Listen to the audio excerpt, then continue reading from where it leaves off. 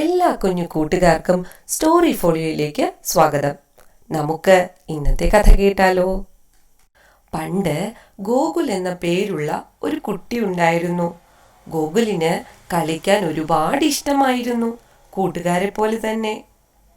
ഒരു ദിവസം അവൻ പന്ത് കളിക്കുമ്പോൾ അച്ഛൻ്റെ പുതിയ കണ്ണാടി അറിയാതെ താഴെ വീണ് പൊട്ടിപ്പോയി.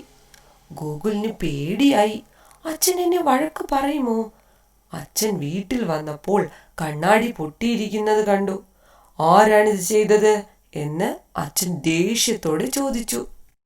ഗോകുലിന് കരച്ചിൽ വന്നു. പക്ഷേ അവൻ ധൈര്യത്തോടെ മുന്നോട്ട് വന്ന് പറഞ്ഞു, അച്ഛാ, ഞാൻ കളിക്കുമ്പോൾ അറിയാതെ പറ്റിയതാണ്, എന്നോട് ക്ഷമിക്കണം. ഗോകുൽ സത്യം പറഞ്ഞപ്പോൾ അച്ഛൻ്റെ ദേഷ്യം പോയി. മോനെ, നിനക്ക് പേടിയില്ലായിരുന്നോ? അച്ഛൻ ചോദിച്ചു. പേടി ഉണ്ടായിരുന്നു അച്ഛാ, പക്ഷെ സത്യം പറയുന്നതാണ് നല്ലതെന്ന് എനിക്കറിയാം, ഗോകുൽ പറഞ്ഞു. മോൻ സത്യം പറഞ്ഞതുകൊണ്ട് ഞാൻ വഴക്ക് പറയുന്നില്ല. സത്യം പറയുന്ന കുട്ടികളാണ് ഏറ്റവും നല്ല കുട്ടികൾ എന്ന് പറഞ്ഞ് അച്ഛൻ ഗോകുലിനെ കെട്ടിപ്പിടിച്ചു.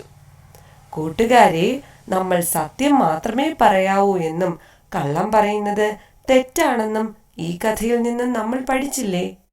ഈ കഥ ഇഷ്ടമായാൽ കഥ ലൈക്ക് ചെയ്യാനും നിങ്ങളുടെ കൂട്ടുകാരുമായി ഷെയർ ചെയ്യാനും സ്റ്റോറി ഫോളിയോ സബ്സ്ക്രൈബ് ചെയ്യാനും മറക്കല്ലേ.